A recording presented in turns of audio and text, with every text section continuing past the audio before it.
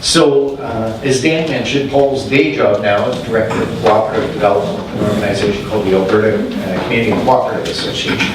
But I think as Dan said, I didn't realize when he first started working with you, he wasn't with ACCA yet. But I know he's fondly known actually as a cooperative development extraordinaire in certain areas of Alberta. Very, very passionate about it and has done it for a long time, including starting up a small electricity provider co-op that was instrumental in having established. And Paul now, he spent a lot of time in BC before he moved to Alberta, has been really instrumental in trying to explain this concept. There's huge interest now, both in BC, of course, and in Saskatchewan, and to a certain extent in Manitoba, of what they've been doing. So both Dan and Paul have been really, really instrumental in sort of spreading the message. So I think that Paul's going to give us a bit more of an overview of just what they call the Unleashing Local Capital Initiative, which led to these opportunity development cooperative.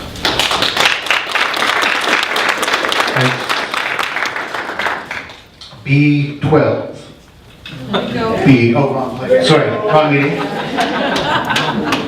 But when I was younger, I spent a lot of time in bingo halls trying to raise money for the organizations I believed in to do something different, and lots of smoke and everything else. And we would get this money on a charity basis and try to make something happen. Meantime, billions, in Alberta, billions of dollars leaving and going where, and making how much, in many cases not making anything at all. It's a pretty big thing. That Dan has talked about. We made a few comments. He's full of shit, you know that now. In terms of all the work that we've been doing around this, unleashing local capital, I come here standing on the shoulders of giants. People have done this before. Used to work with Mike Lewis and did a lot of the work with him, researching some of these models around local capital raising and some of those very same issues. So Mike deserves a big hand for that. Carol Murray, the BC Co-op Association, used to work in Alberta, and look where she gets to live. Actually wrote the proposal and worked with us on some of the research as well too, looking at these models, taking a good look at the CEDAF model in Nova Scotia, what's happening there, how do we apply it. And so thanks to Carol for doing that. She actually got the money that came through that allowed me to work with Dan, which has been a pain. But because that's everybody he loves. Yes. So the art change the seating arrangements in the bus for the rest of the road. Criticisms of endured. So lots of work around that in terms of what's happening in Nova Scotia. It's been a long process for us going through it. A lot of it is about looking at what the systems are like. How do we create the environment and the process for this to work? We got very lucky. We already saw the gerbil analogy that Mike brought out, and Dan and his group in Sangudo have been kind of the gerbil we've been experimenting on, and we'll continue to experiment on for the next little while. And hopefully we all learn from it. Hopefully don't kill it in the process as we go through the experience. Maybe go to the next slide. So why are new investment models needed? You heard a lot about this already. Venture capitalists are not worried, don't give a rat's something about Sangudo. It's too small. Those investments are way too small. The location is way too small. It's just not something they're going to get into. Venture capitalists want a quick return on investment. Venture capital wants a quick return on investment. It doesn't really concern itself with the other benefits that are coming out there. Our systems have become increasingly centralized, increasingly bureaucratized to some extent. They want much larger investments. And so local capital invariably gets sucked up because of the gravity of that. And so how do we reinsert the sense of local investment? Create that local gravity for things to happen. And it's just too costly to raise traditional capital just because of the cost of doing a prospectus of any sort. The lowest we've seen is around $70,000. It can be up to several $100,000 to do an equity raise. What they did in Nova Scotia is a fantastic process around that. And as we've heard before, time and time again, young entrepreneurs have a very difficult time, particularly in rural areas, getting any kind of even debt financing. And the role that equity financing, and a lot of what we're doing in Alberta is equity financing, is significant around that, because even a bit of that could leverage some significant equity. Much of that is happening with the credit unions, by the way. And you've heard billions leaving BC every year, you know the numbers now, and so it's the money's made here, why are we putting it somewhere else? You know, instead of playing bingo, look at your local investment and get active that in your local community. Some great successful experiments. There was some small experiment on the left there in Sangudo. I don't know if you want to hear about that anymore. By the way, it is a fantastic thing, and clearly the big thing you've already recognized from having Dan here. Unleashing local capital is first about unleashing social capital. Unless you get the social capital right, the leadership right, nothing else will work.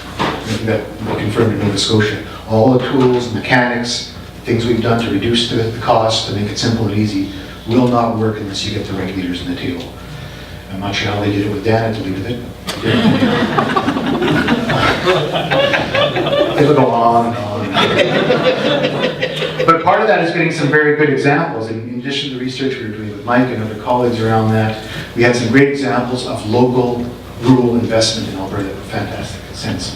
One is the bottom right here in Westlock Terminals. That was actually a terminal in Westlock, Alberta, 90 kilometers north of Edmonton. It used to be a co-op itself, as was most of agriculture in Canada at one point. Was eventually sold out by Agricor at one point after several amalgamations. Agricor wanted to shut it down in Westlock because they had just spent several $1 million on a new terminal in Edmonton. And that got people a bit upset about that, and they tried to find a solution to it, tried to find a buyer, and one would take it. Rural area, not going to get venture capital in rural areas, it's hard. So they decided to form a co-op, the first new generation co-op in Alberta, and this was back 8 years ago, and they went through the process, got their prospectus done. It was fairly expensive to get it done, and all that work, and they went out and they needed to raise $1.2 million, and the guy who led it, and it's often, as Dan has mentioned, I'm going to be very clear about this. It's often 2 or 3 people that do 90% of the work, or take the risk. They put their social capital on the line in the community to make it work. And the best thing you can do if you're not those people is really support them. Okay? It's really crucial. Let's be honest. I'm sure it's the same thing with the Cedars as well too. And Dave Felstad was a guy who was a farmer a long time. He'd been on the Repo board actually at one point. And he led this process, and the day before they were finishing their investments, they only had about 60% of their minimum share offering that they needed. And if you don't get your minimum, you have to give the money back. And so he was worried. And so lo and behold, he was up all night. Lo and behold, the next day he went out to where the investment was taking place, and as you heard before, at the local community hall, there was a line for a block and a half of people trying to buy the shares. So they raised 1.4 million, looking for 1.2. Bought the terminal, turned it around. No bank would touch them. No bank, no investment group would touch them before this. It's risky. There's something in Edmonton. We're not going to. They're centralizing. This is the way of the world. They bought the place. It's 8 years now. They've paid 7% a year every year for the last 8 years. And last year they actually surpassed by 15% the grain handling capacity of the Agricor terminal in Edmonton.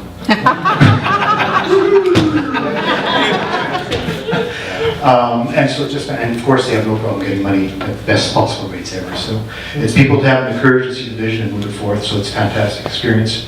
Drawing from that, up on the right is a railway. And they tended to be disappearing now. They're more suddenly interested again because of oil traffic. But of course in Alberta, like many places, rail lines are closing. CN, another large conglomerate, a large business, was also interested in that short line. And there was relatively small return on investment they were getting. They were going to shut it down. This was going to affect farmers. This is a rail line that's basically from Camrose kind of to the Saskatchewan border. It was going to be shut down because it wasn't enough return for them. This group of farmers got together, worked with Westlock, lots of sharing of ideas. And Ken Eschlieder in particular was certainly a character.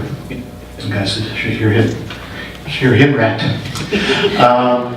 He worked with this. They got 370 people to invest. 350 people raised $3.7 million. Didn't get some debt financing, but they got that initial equity, which is very important. And bought the railway. These guys had never run a railway before. And now they've got the hats to prove it.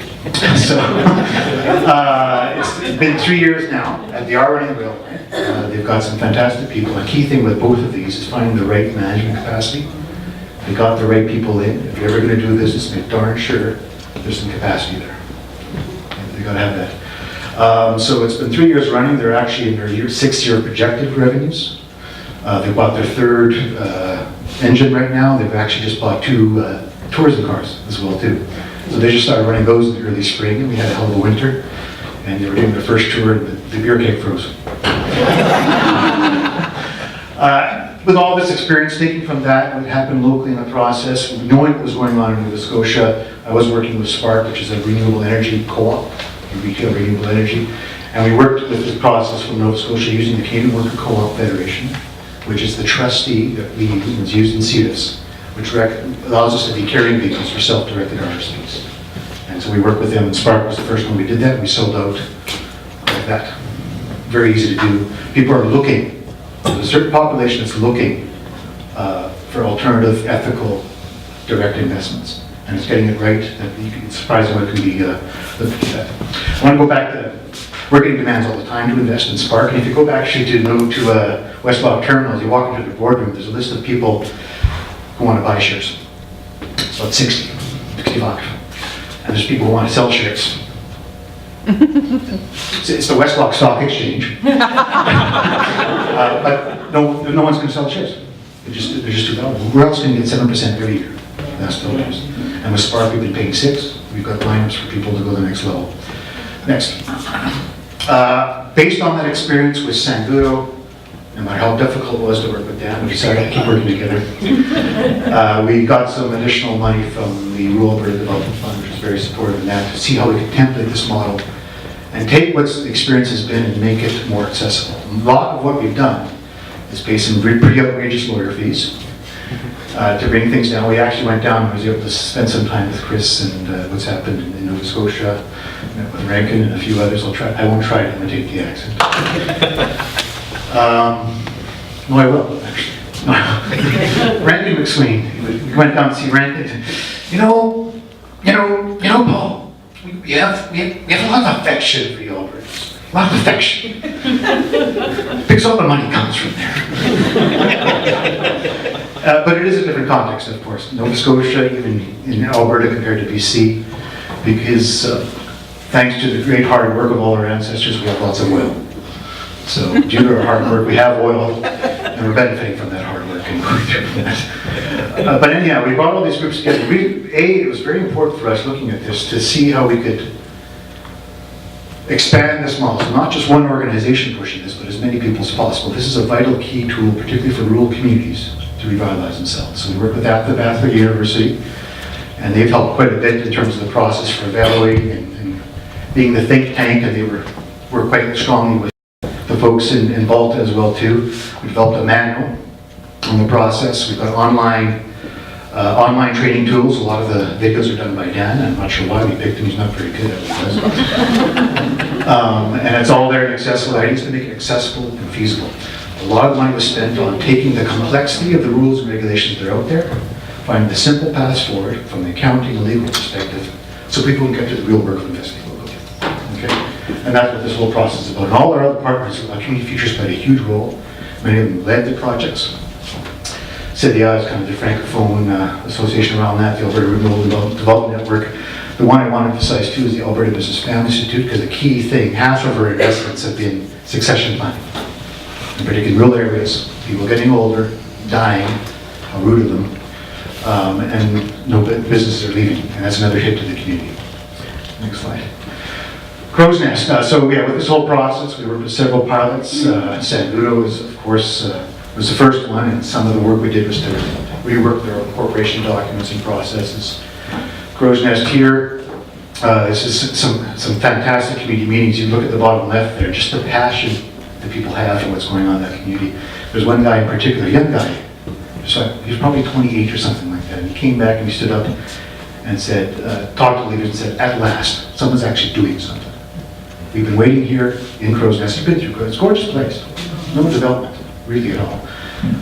And at last, people are doing something. And at last, part of it was, and this is a very interesting phenomenon with this, it's not just about the money. The money's actually secondary. Sorry to say it, but it is secondary to the actual action in the community. So when Crow's Nest passed, we started working with them on this pilot, and one of the big issues there is there's no really good hotel in there. Believe me, there's no really good hotel in there.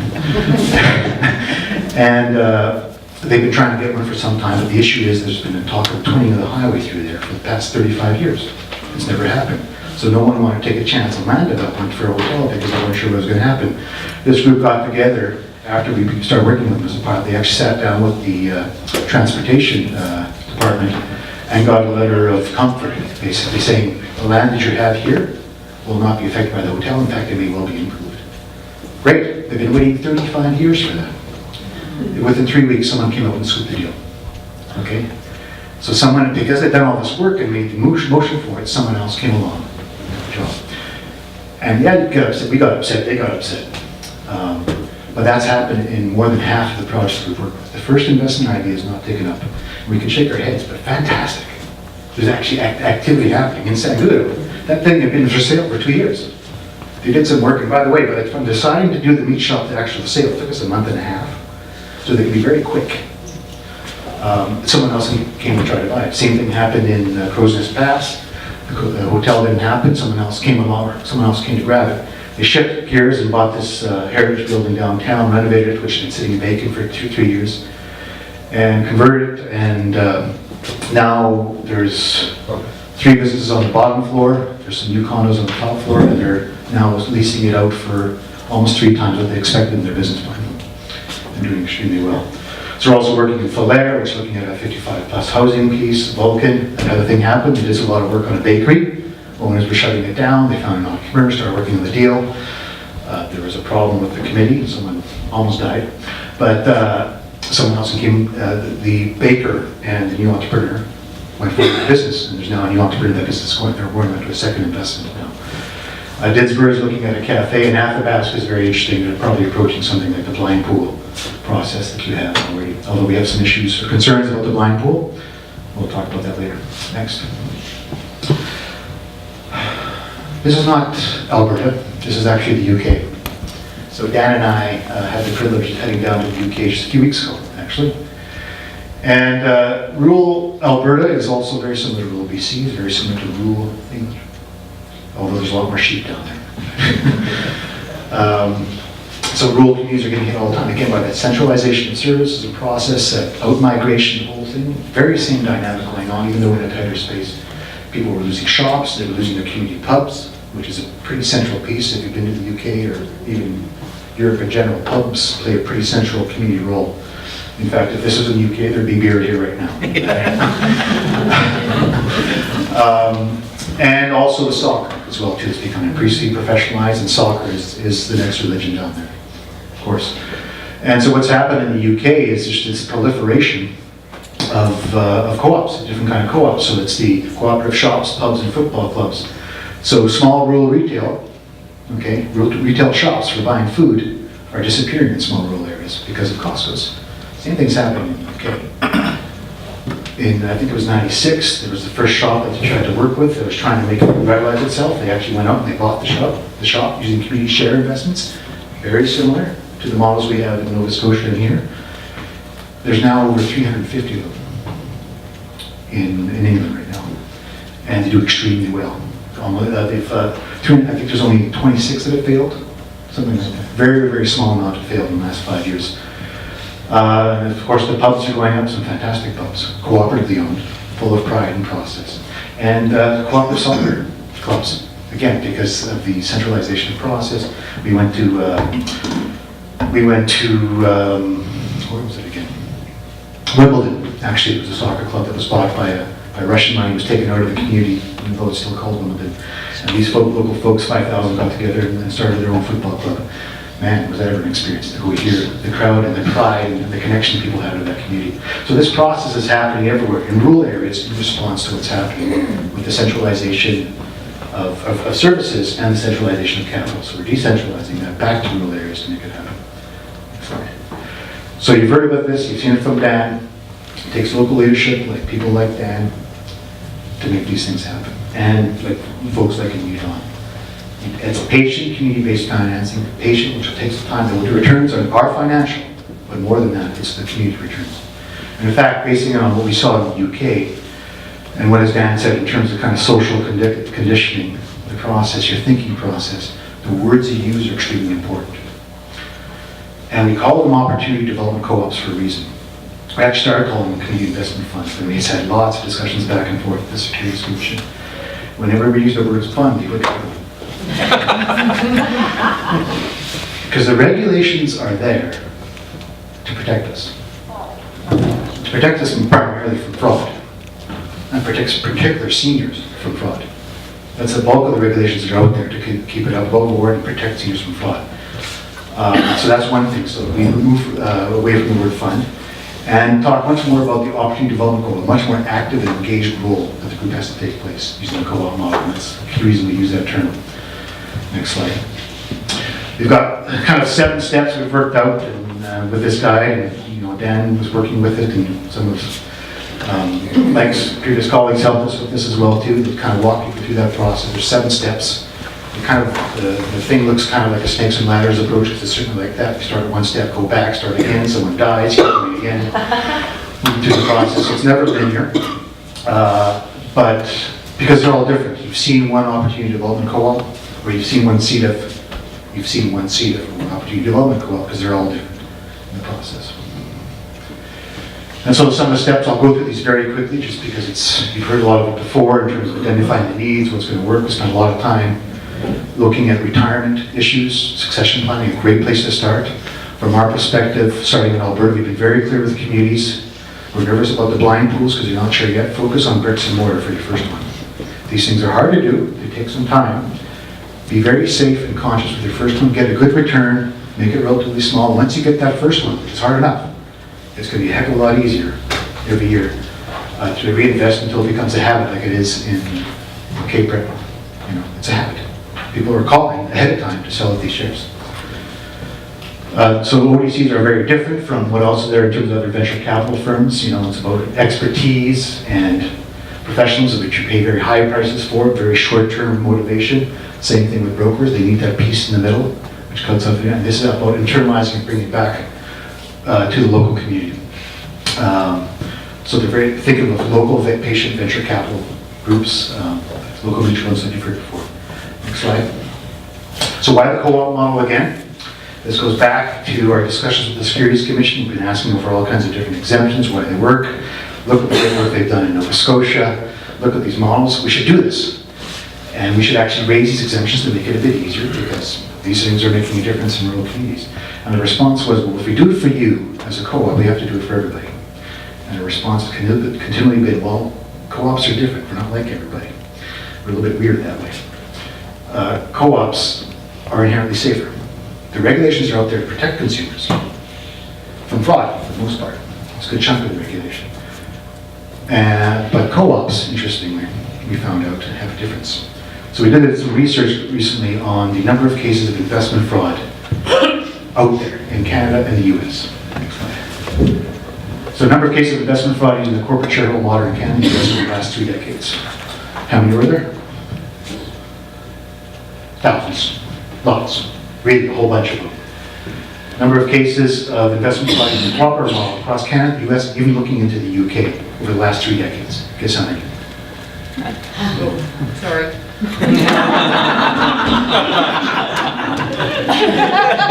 There goes the chocolate. There goes the thunder.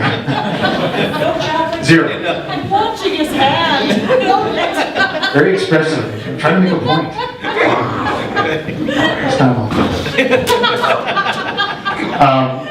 So, again, the regulations are there for a reason to protect us, because people are sometimes evil and they'll try to take advantage of each other. With a co-op model, 1 member, 1 vote, you can put in $100,000, I can put $10,000 or $5. It's all for the same community intent, it's still 1 vote each. People get eerie about that, but there's a reason it's safer. And it is safer. To the point, actually, if you look in other jurisdictions, next slide. Oh, this guy on the left here, this is an active trip in the UK, in the House of Lords Parliament buildings. It's all about me, so I'll put that up there. The guy on the left is Bill Wemkin. He's from Wisconsin, Minnesota, where co-ops have complete exemption from the Securities Commission. They can raise as much as they want without having to report to the Securities Commission. This makes Chris very nervous when I talk about this. But because there's no history of investment fraud. And I've seen their offering documents. There was an offering document for a hardware store that was going to expand. It was $3 million. It was 9 pages long. That's what it was. Because there's no fraud. And part of the reason is that Bill himself used to be the consumer protection advocate. And I want to ask you, have anybody ever been to the US here? Ever seen a Walmart commercial in the US? They'll do these big sales taking place across the continental US for Walmart sales, except in Wisconsin. Because this guy is responsible for keeping Walmart from dumping in Wisconsin. Okay, he saw the benefit of that and turned it around. That's one reason why Wisconsin has that ability to do that. In the UK where we were, with all these investments co-ops or community share ownership in the co-ops down there, the government likes it there so much, they've now raised the exemption limit in the UK as of a month ago. This, despite the fact in the UK, the largest co-op down there just posted a $4 billion loss last year. Despite all this environment, they're seeing what's happening in local communities, how this is working. An individual investor can invest up to $200,000 in these share offerings, which aren't prospectus. So they have those exemption limits already. It's amazing what's happening there. Next slide. This is the purpose we use for opportunity development co-ops in terms of, again, if you can just read that if you want. It's the legalese. These are active, involved investments. They're not passive investments. Okay, and these are intended as legacy vehicles. We want it to be like the habit it is in Nova Scotia in some communities where every year people say, okay, what are we doing this year? Okay, the first investment will be hard, the second one will be easier, and then you'll be like, Peter, you'll have a grand old time. Next slide. We talked a lot about choosing the right investment, and again, this is kind of focused on the succession planning piece, because that's a big piece, I think, where there's the low-hanging fruit in the community.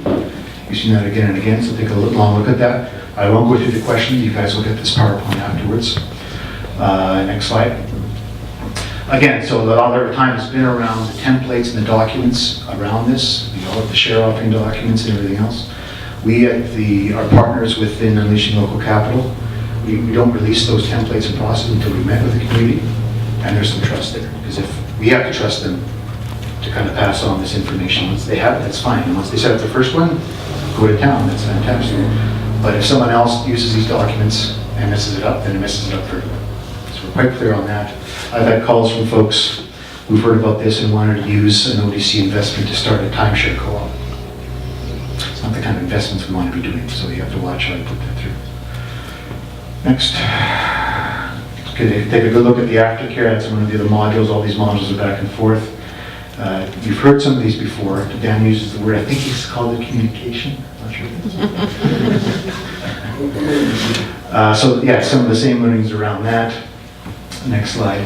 Some other lessons learned. The importance of leadership group, huge. If that's not there, because people might love the business idea, whether it's an ice cream shop or advanced mechanics, whatever things, they will not put that money through unless they trust the people at the front. It is about, going back to the bingo analogy, one of the groups you find in terms of finding that leadership is quite interesting is Rotary Clubs. That group in Athabasca, for example, is being run by the Rotary Club. You go in there, these are business people who are used to giving to the community. They've got some great business acumen. This is blending the idea of risk capital and community giving. It's a kind of a bit of a new animal. And it seems the group, after a bit of explanation, they really seem to get it. So it's a great place to look at leadership and process if you're looking through this. Talked already about shift in investment focus. Again, you got the communities we work with have several business ideas, because there's a good chance the first one won't work out. Or won't work out the first time. You might have to come back to it later. Crow's Nest Pass, our next investment is likely to be that hotel, because the offer that the other guy did to buy up the land is now gone, so they actually might get that business deal as well too. It'll be a lot easier for them to do it this time because they got a great first investment. In Alberta's case, 90% of investments are self-directed RSPs. The rest have been cash, and 85% of those have been transferring from existing RSPs. So sitting in a fund somewhere else and came back local. So it's kind of repatriated into the community. We found the end of February is a bit of a symbolic deadline, particularly in Alberta, because it was transferred in, not new stuff. So it doesn't really matter as much. And I think it's a different case in Nova Scotia because the other tax implications, but we tried to do with one investment actually in Crow's Nest Pass, we tried to move it along quicker to get that deadline. And they only got 12 investments of the whole thing. The vast majority was from the broader community, which was transfers of existing RSPs. So in the context of the RSP stuff, that's a bit of an artificial deadline, although you do have to wait sometimes to get the investment in. Keep your share offering short. You've heard about what's happened now by the grace and glory of the work of these folks in Cape Breton. They sell out within a month because people have that habit. But you need that short timeline because you're going to get the lineups. You're going to get 60 to 70% of your money in the last 3 days, no matter when you do it. You could do it for a year, it's still going to be the last 3 days. Because people are playing bingo or doing whatever else. Otherwise occupied. So the first one is very hard. Accept that. Think of it as a workout. You're training for a long-term marathon. You want to build those muscles gradually. These are the local investment muscles, something that's atrophied. We sometimes call it barn raising in the 21st century because it is about gaining that kind of community connection. First one's going to be hard. You're going to be sore, but after that, it'll be a lot easier. And take a very close look at your economic development intermediaries. Look at what's happening again in Cape Breton. That's because of the great work of you, Don, taking that leadership. Here in Christina Lakes, you've got Sandy. Grace. You need that people to bring the people together and make it through. In Sangoon, it was more of their own pulling them up by their shoestrings. But those intermediaries can be very important, especially for the long-term success. Community Futures, in our case, has played a very important role and a partner with us around that. Because of all this great experience, and one of the reasons we're here talking with Gordon is that, of course, there's been lots of requests for BC to come through. Sandy made some calls a while ago. We started talking about small. We stood up with Sandy on some of their projects too. So we're looking to expand the model across the prairies, both Saskatchewan and here, and adapt to local conditions. So how's the DCC model here? And what we know, the CEDAW model, how does it work together? What's the hybrid here in BC? We're looking at integrated tax-free savings accounts, which would be a big boom as well too, and a lot easier to work with. And we're also looking at establishing a security deal to enable larger deals and cross-provincial stuff.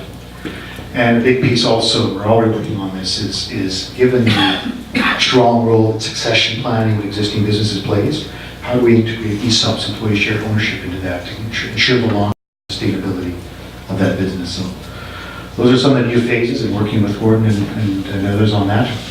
And so that's where we're at. I think that's it.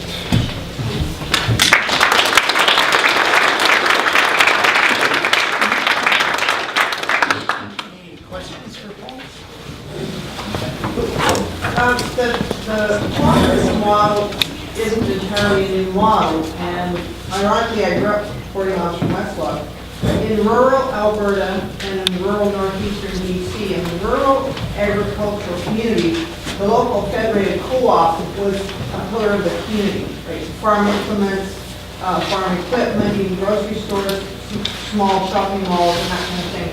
How is that different? And unfortunately, a lot of that was like the way the dodo bird. How is that different from the concept that is here today? People have died.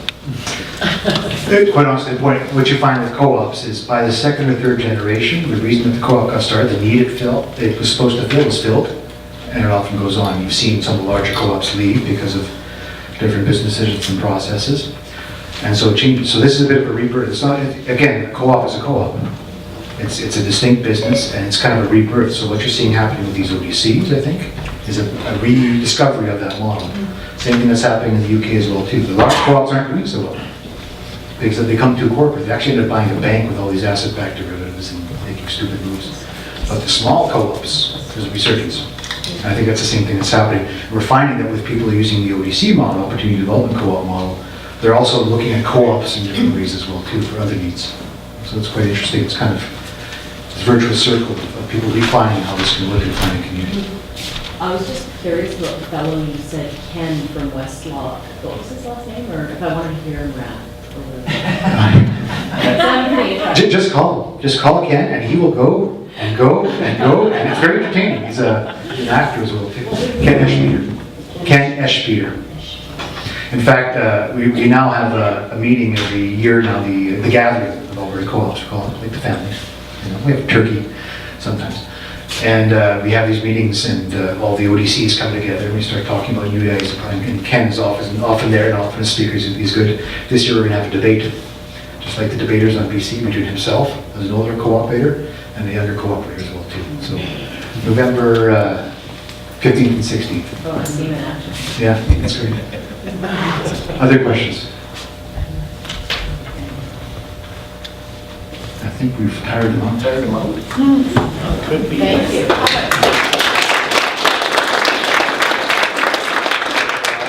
I'm going to give it to, oh, sorry, one more question. And I'm not sure if it's a question for Paul or whomever. You had said make your first one like a brick and mortar type thing. Is that possible in BC, that we'll be able to buy real estate? Oh. Thanks very much, Paul.